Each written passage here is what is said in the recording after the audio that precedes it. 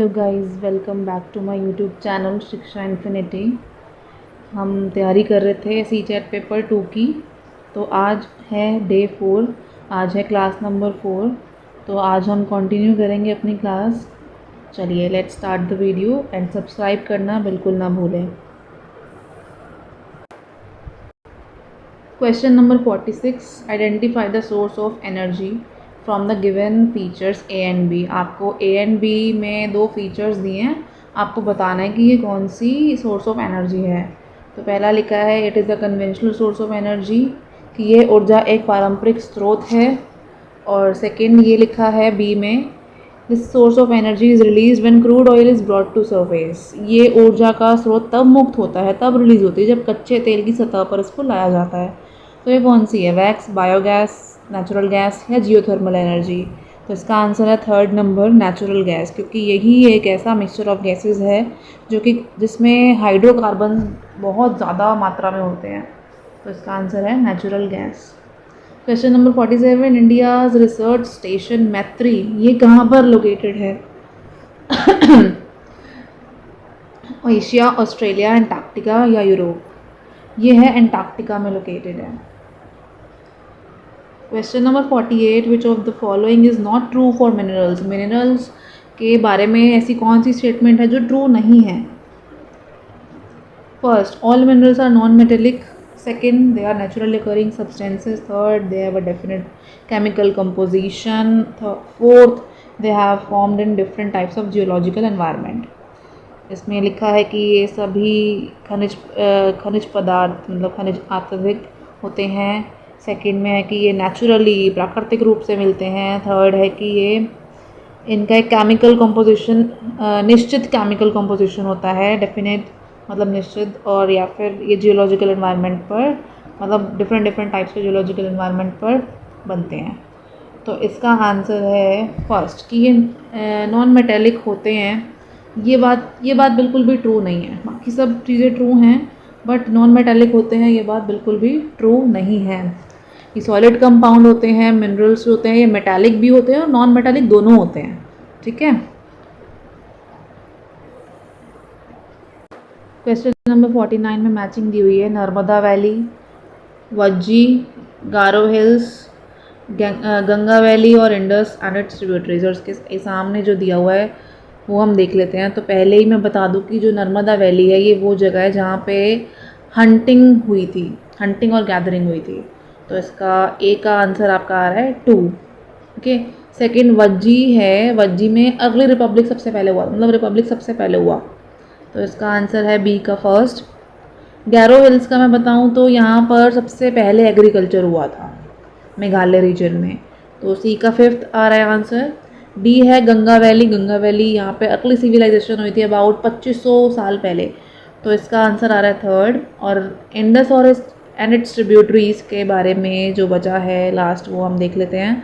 Indus और इसकी जो ट्रिब्यूटरीज हैं यहाँ पर सिविलाइजेशन इस्टेब्लिश हुई थी। तो ये फर्स्ट सिटीज़ आती है सिविलाइजेशन की। तो इसमें आ रहा है सेकेंड, फर्स्ट, फिफ्थ, यानी कि फोर्थ वाला ऑप्शन आ रहा है इसमें।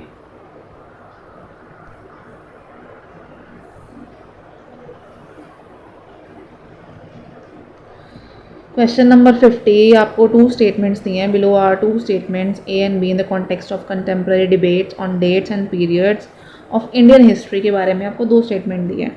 इसमें लिखा है कि जो statement A periodization like Hindu, Muslim, British is appropriate as the religion of the rulers has been the only important historical changes। कि जो रूलर्स रहे हैं, जिन शासकों ने धर्म की एकमात्र महत्वपूर्ण ऐतिहासिक परिवर्तन रहा है, तो ये एक डेट्स और पीरियड्स का मतलब सही बात है। इसके इंडियन हिस्ट्री में सही बात लिखी है कि ये महत्वपूर्ण कारण है। बी ये है कि ये प्रॉब्लमेटिक था to assign precise dates and time spans of historical processes that happened over a period of time. बहुत ही प्रॉब्लम रहा है इसमें जो भी क्रम समय अनुसार जो भी हुआ है घटित ऐतिहासिक प्रक्रिया को सटीक तिथियां या समय अवधियां का प्रदान करना समस्याग्रस्त था, बहुत ही प्रॉब्लमेटिक था। तो इसका है कि पहली वाली जो स्टेटमेंट है वो तो गलत है। सेकेंड वाली तो ठीक है क्योंकि सब बहुत ही प्रॉब्लमेटिक था, जो डिबेट्स हुई डेट्स और पीरियड्स पे। फर्स्ट वाला तो कोई भी मतलब आंसर नहीं सही इसके क्वेश्चन के लिए, तो इसका है first A is wrong but B is right. Question number 51. Below are the two statements in the context of new popular Indian art in the 19th century. दो statements दिए हैं 19th century की popular Indian art के बारे में। चलिए पढ़ते हैं। Statement A. Many paintings mocked at the changes they saw around, ridiculing the new tastes of those who spoke in English, arid warned against women out of their homes. इसका हिंदी में अगर हम मतलब निकालें तो लिखा है कि कई चित्रों में उन्होंने अपने आसपास देखे गए परिवर्तनों का मजाक उड़ाया, अंग्रेजी बोलने वालों की नई रुचियों का उपहास किया और महिलाओं को घर से बाहर जाने के लिए मतलब उसके खिलाफ चेतावनी दी कि वो बाहर नहीं जाएंगी। और स्टेटमेंट बी में लिखा है images were use to express nationalist ideas and inspire people against British rule.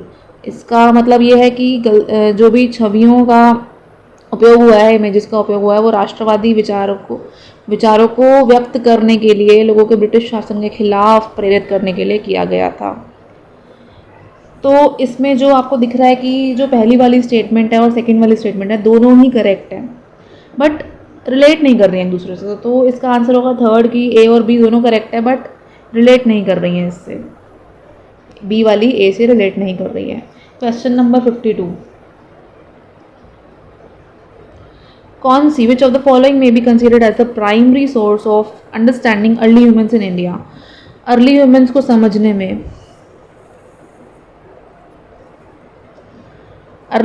को समझने में कौन सा एक प्राइमरी सोर्स है?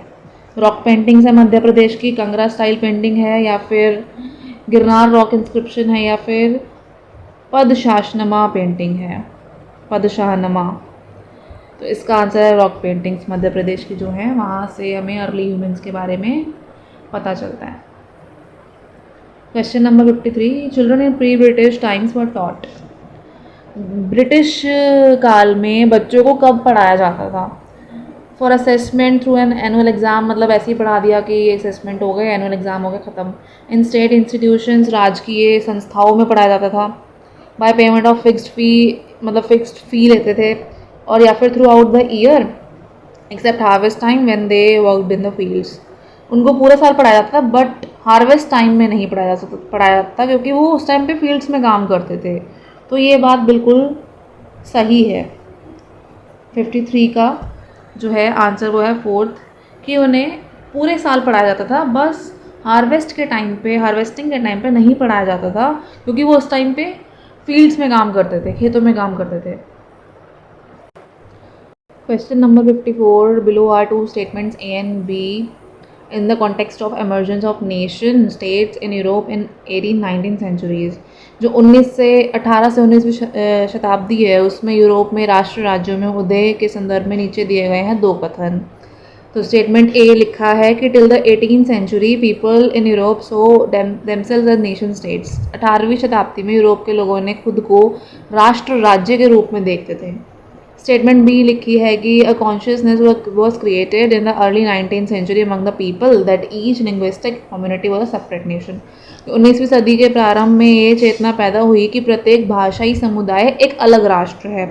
तो दोनों बात ठीक है बट ये इससे रिलेट नहीं कर रही है, ठीक है।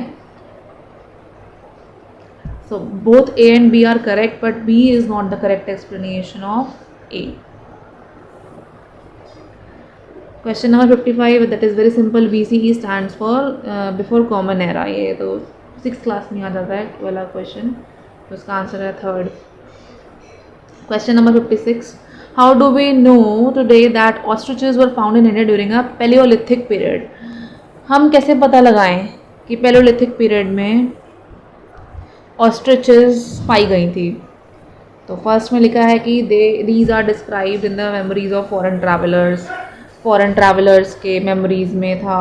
Second we have vivid description of these birds in the writings of that time. उस टाइम पे लिखित में था, लेखनों में लिखा हुआ था, उनका वर्णन था। थर्ड है large quantities of ostrich egg shells were found at Patna in Maharashtra. उस टाइम पे महाराष्ट्र में पटना में महाराष्ट्र के पटना में एग शेल्स पाए गए थे। और लास्ट है we have achieve oral memories on ostrich in Delhi national museum. तो ये थर्ड वाला बिल्कुल परफेक्ट है, क्योंकि अंडे पाए गए थे, एग शेल्स पाए गए थे, उसकी वजह से पता लगा गया। ठीक है। Question number 57, how did the Harappa civilisation come to an end. तो हड़प्पा सिविलाइजेशन का अंत कैसे हुआ था, ये 6th का क्वेश्चन है। क्लास 6th में अभी हमने पढ़ा है कि उसमें ऐसा कुछ नहीं दिया गया था, कोई सटीक आंसर नहीं है कि कैसा हुआ, तो कुछ अनुमान लगाया गया था। जैसे कि ए में लिखा है तो वही बताना है कि क्या अनुमान लगाया गया था। ए में लिखा है कि it appears as if the rulers lost control. B, there could have been deforestation in the area. C, there were floods in the entire area of the civilization. D, the rivers dried up probably. Choose the correct explanation. बताइए।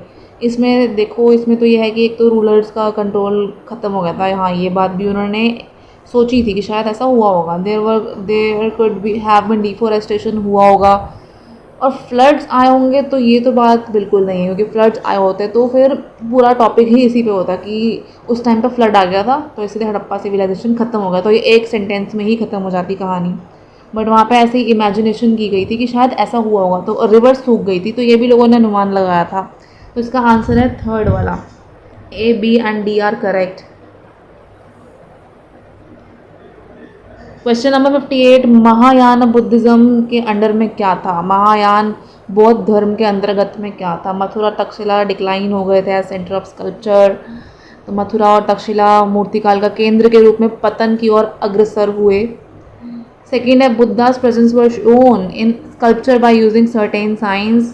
बुद्ध की उपस्थिति को उन्होंने चिन्हों की तरह उपयोग करके दर्शाया था। थर्ड है statues of Buddhas were made, उस टाइम पे बुद्ध जी की मूर्तियाँ बनाई गई थी, बुद्ध भगवान की। फोर्थ है bodhisattva were not accepted as they were yet to attain enlightenment, ये तो बिल्कुल ही गलत लिखा है। तो 58 का है उस टाइम पे ब्यूटीफुल स्टैचूज बनाए गए थे बुद्धा जी के। ठीक है।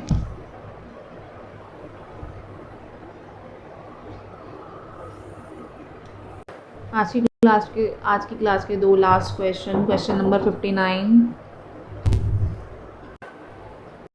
Question number 59, what is true in the context of administration and consolidation under the Khiljis and Tughlaqs? Khilji और तुगलक के अधीन प्रशासन और एकीकरण के संदर्भ में क्या सत्य है। फर्स्ट, अलाउद्दीन खिलजी और Mohammad Tughlaq force their control in the gangetic plains for the longer duration. इनको लंबे समय तक अपना नियंत्रण गंगा के मैदानों पर रखना पड़ा। Second, large parts of the subcontinent remained under the control of the Delhi Sultan.